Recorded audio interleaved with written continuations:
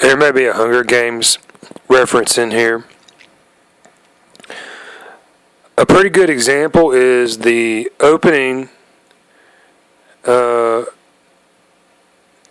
the start of the film, there's a scene with Davison and Sladen, and it's in a lounge. And it involves some snacking. You can see she's reading a book. That's interesting. Hunger Games is based on a book series, and they show a game here as well. So they show a scene of the table. Wendy Shaw, she's reading a book. You can see a chessboard on the table, and there are drinks as well. So think snacks, right? So there's your Hunger Games reference. Klaus Kinski's character later on, you can see he's like chewing on some kind of snack. It's very obvious. So, okay, the way this prediction stuff works is like that, okay? Once you establish what year they're talking about or what they're talking about, you look for these hints, and it can be just as simple as that. There are many references to Star Wars 1977, In Creature from 1985, and I'll give 3 examples. If you listen closely to the sound effects, it sounds like they sampled sound effects straight from Star Wars. The opening scene, scene toward the beginning of the movie where they land on the planet. Look at some of the props and the sets, and you'll notice, like in the opening scene, this is a kind of a dark movie, kind of like Star Wars is, right? But I'm talking about lighting wise. But the opening scene where they have the lights on in the spaceship. On the back of the wall, there's a panel, and there's several squares there, colored squares, blue and white. And if you look at Star Wars very closely, you can see these same blue and white squares and others, like all throughout the movie. So when the crew of the ship, they land on the planet and they board this other ship. Check out the way it looks as soon as they step inside. It looks like the hallway. I'll call it a hallway. This is in the opening scene of Star Wars. And it's different, yeah, but I mean, just look at some of the similarities. It's very similar. Actor Robert Joffe's character, he plays John Fennel. I look closely at him. He resembles to me Helen Hunt and Paul Reiser. So there's a link possibly to the Alien franchise.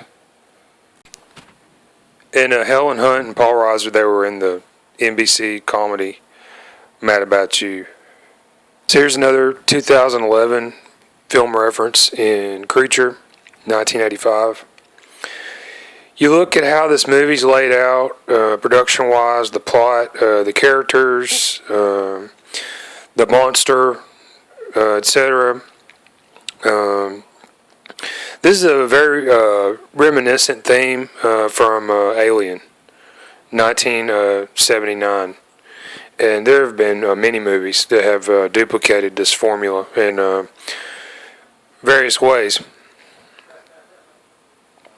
So your link to 2011, it's Prometheus, and this was filming in 11. All right, so with the Star Wars link established, the Alien link established, and Prometheus, by the way, starred Michael Fassbender as the android. And he was in X-Men with Jennifer Lawrence.